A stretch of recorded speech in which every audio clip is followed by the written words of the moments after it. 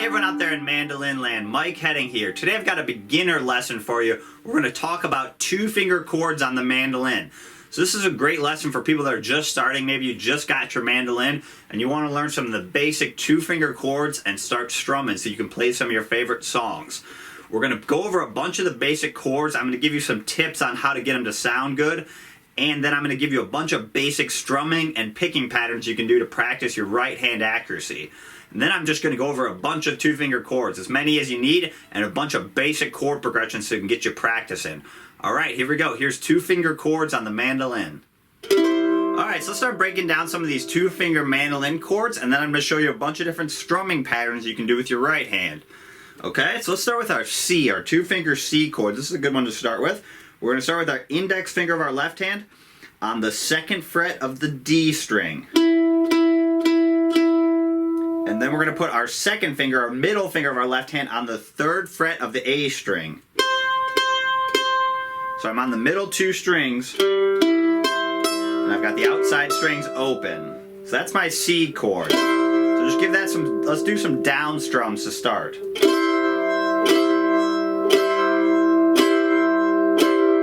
And remember, if you're new to the mandolin or fretted instruments, get your fingers really close to the frets without being right on top of it. If you're right on top of it, you're going to get that kind of clunky sound.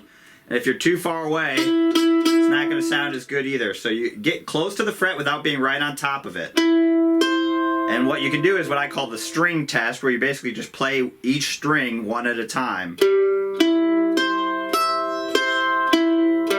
You know, so I'm just, and then adjust your hand accordingly. You know, if you hear a muted string, then you have to adjust your hand, and that's going to take a little bit of experimentation, and everyone's hand is a little bit different, but doing that string test is really helpful. Try and get really good notes there.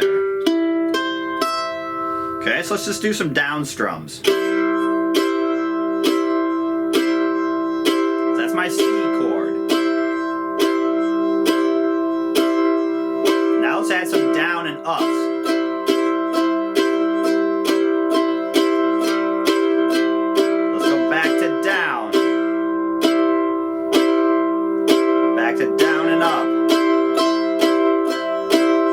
What I'm doing there basically is I'm always just going down and up with my hand.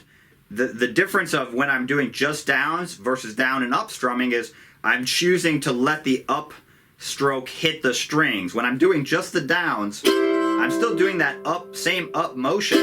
I'm just choosing not to hit the strings. Whereas if I want to do down and ups, I keep my hand closer and I just hit the strings.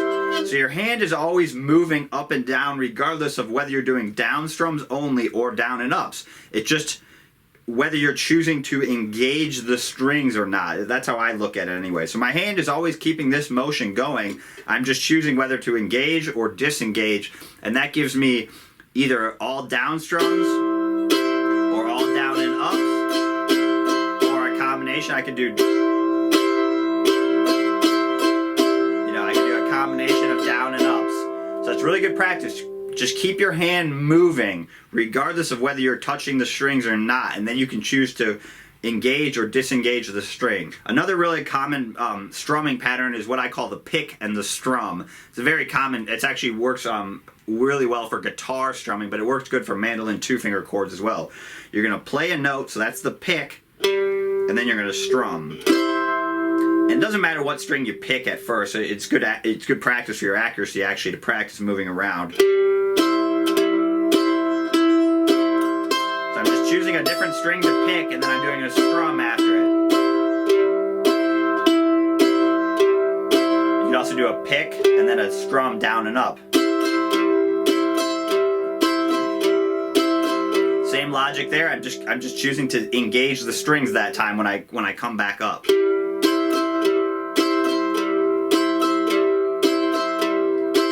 Remember, you know, especially if you're really new, shake your hand out. Don't be pushing down too hard. These chords will take a little bit of time to strengthen your hand, so give it some time. And you're going to have to practice, like I said, adjusting your hand accordingly so you get a really good sound there.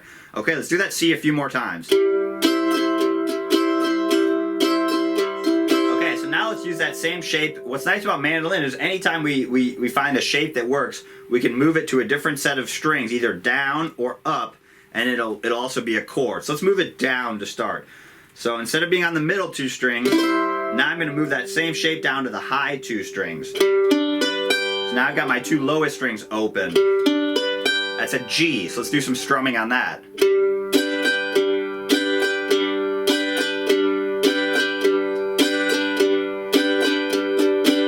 Let's go back to C. So I went back to the middle strings. Let's go back to the top strings.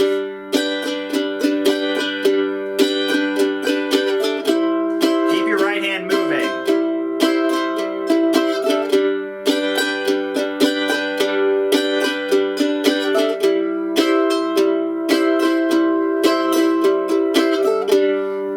Keep your right hand moving. I was saying there, it's counterintuitive, but your right hand is actually going to help cover your tracks when you need more time to get to those chords.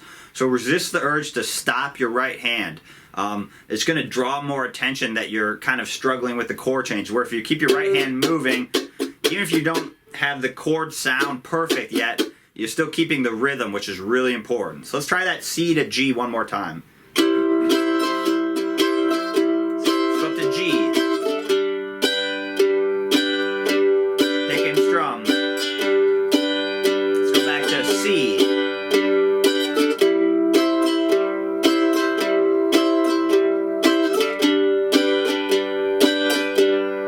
Let's go back to C. Okay, so for both of those chords, I'm actually strumming all 4 strings for both of them.